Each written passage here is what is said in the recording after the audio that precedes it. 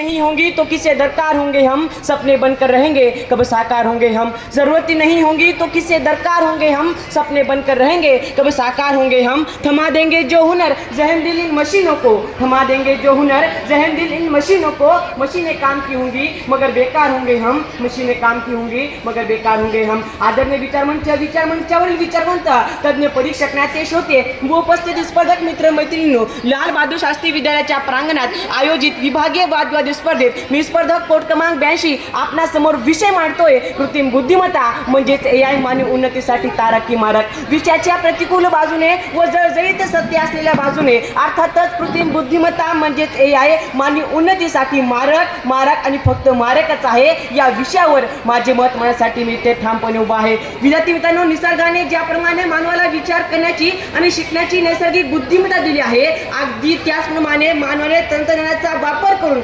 यंत्रांमध्ये जी विचार करण्याची क्षमता निर्माण केली आहे त्याला कृत्रिम बुद्धिमत्ता असं म्हणतात। मानवी उन्नती म्हणजे मानवाचा शारीरिक, बौद्धिक, आर्थिक, सामाजिक आणि सामाजिक स्थितीत सकारात्मक बदल होऊन मानवाचे जीवन हे अधिक प्रगत, सुखी आणि अर्थपूर्ण होण्याच्या प्रक्रियेला मानवी उन्नती असं म्हणतात। आणि विद्यार्थी मित्रांनो, माणूस हा प्रगत, सुखी आणि अर्थपूर्ण होण्यासाठी एक शिक्षण प्राप्त करतो, शिक्षण प्राप्त करून नोकरी प्राप्त करतो आणि हेच त्याच्या उदरनिर्वाहाचे साधन असते। परंतु वर्ल्ड इकॉनॉमिक फोरम 2025 च्या अहवालानुसार जगात 8.5 कोटी नोकऱ्या संपवल्या गेल्या आहे आणि ते फक्त AI मुळे। मग हे बेरोजगारी किती होणार आणि मग हे मानवोन्नतीस कसं तारक ठरणार हा प्रश्न मला निर्माण होतो। विद्यार्थी मित्रांनो, आज कुणाचे निधन झाले तर आपण फक्त व्हॉट्सअपवर भावपूर्ण श्रद्धांजली असे मेसेज टाकून बाजूला सरकतो आणि या कारणाने आपली संवेदना हरपत चालली आहे। यावर मला म्हणावंसं वाटतं, दिलकश मौसम गम के मंजर में ढल जाएगा, भूख गरीबी बेकारी का आलम ही छा जाएगा।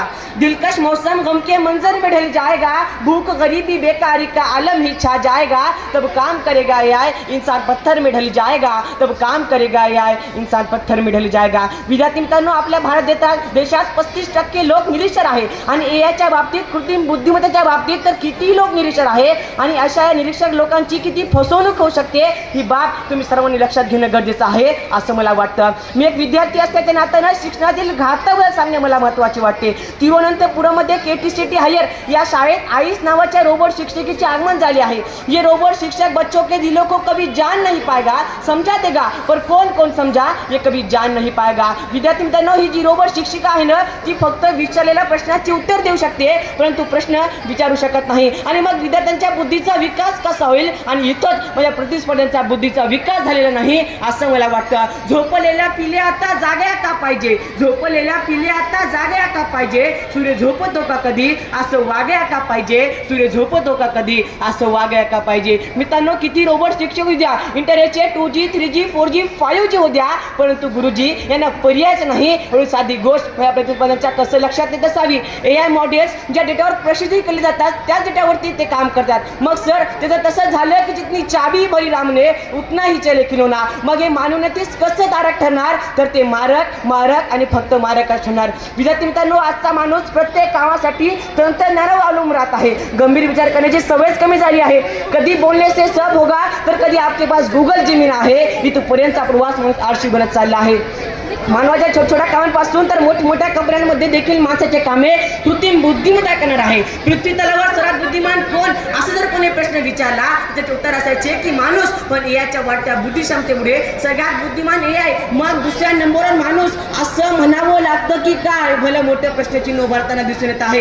AI मुळे प्रत्येक क्षेत्रात प्रश्नचिन्ह उभारत आहे आणि तरी पण म्हणजे प्रतिस्पर्धी म्हणत आहे की AI हे माझ्या उन्नतीसाठी तारक आहे, तर खऱ्या अर्थानं त्यांना माझ्यासारखे डोळे बंद करून देण्याची सवय झाली आहे असं मला वाटतं। सच जरासा घटे या बटे तो सच ना रहे, सच जरासा घटे या बटे तो सच ना रहे, मगर झूठी की तो कोई इम्तिहान नहीं, मगर झूठी की तो कोई इम्तिहान नहीं। लाख चेहरे बदल कर आ जाते हैं, लाख चेहरे बदल कर आ जाते हैं, मगर आईना कम बखत झूठ बोलता ही नहीं, मगर आईना कम बखत झूठ बोलता ही नहीं। विद्यार्थी मित्रांनो, माझे प्रतिस्पर्धी म्हणत आहे की याचा वापर सैन्यासाठी उपयोगी ठरणार आहे, परंतु अमेरिकेसारख्या महासत्ता असलेल्या देशानं ड्रोन AIची निर्मिती केली आणि त्या ड्रोन ड्रोन AI मध्ये असं डेटा प्रोव्हाइड केला की ज्या माणसानं तुला हल्ला करताना अडवलं तर त्या माणसाला तू मारून टाकायचं. मग त्याची चाचणी करण्यासाठी एका सैन्य दलाच्या निरीक्षकामध्ये त्याची सूचना मिळाली. मग त्या सैन्य दलाच्या निरीक्षकानं त्या ड्रोन AI ला सूचना दिली की 200 मीटरावर डोबो शत्रू उभे आहेत, त्याला जाऊन ठार मारायचं. तो ड्रोन AI गेला आणि सर्वांना ठार मारलं. मग निरीक्षकाला वाटलं की आता आपण याला थांबाव,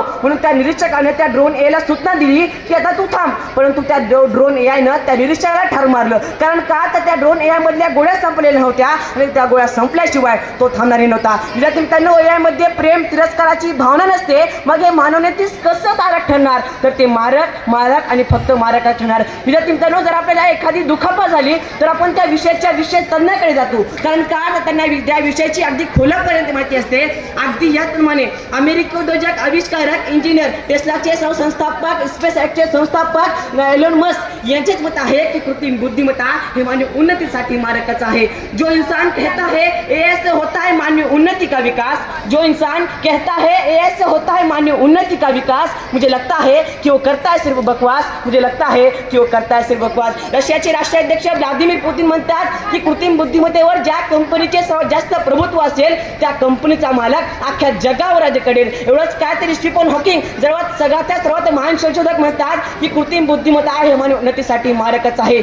CEO ऑफ गुगल सुंदर पिचाई हे देखील म्हणतात की जर आपण लवकरात लवकर कृत्रिम बुद्धिमत्तेच्या वापरावर निर्बंध लावला नाही तर एका दिवशी विनाश होणार आहे. माझ्या प्रतिस्पर्ध्यांनी एवढा विचारवंतांचे मत ऐकून ते सुद्धा म्हणत असाल की कृत्रिम बुद्धिमत्ता हे मानव उन्नतीसाठी तारक आहे, तर खऱ्या अर्थानं ती आपली दिशाभूल करण्याचा प्रयत्न करत आहे असं मला वाटतं. आणि म्हणून सांगतो की कृत्रिम बुद्धिमत्ता म्हणजेच AI मानव उन्नतीसाठी मारक आणि फक्त मारकच आहे. प्लस माफक आशावाद व शेवटी या व्यासपीठाची रजा घेताना एवढंच म्हणेल, दस्तक देते नहीं सदी पर एक विनाशक पल के दिन, दस्तक देते नहीं सदी पर एक विनाशक पल के दिन, आने वाले हैं जीवन में एक नाशक हलचल के दिन, आने वाले हैं जीवन में एक नाशक हलचल के दिन. और आज यदि हमने इन मशीनों को भावना दे दी तो, और आज यदि हमने इन मशीनों को भावना दे दी तो इंसानों पर राज करेंगी यह मशीनें कल के दिन, इंसानों पर राज करेंगी यह मशीनें कल के दिन. मनपूर्वक धन्यवाद.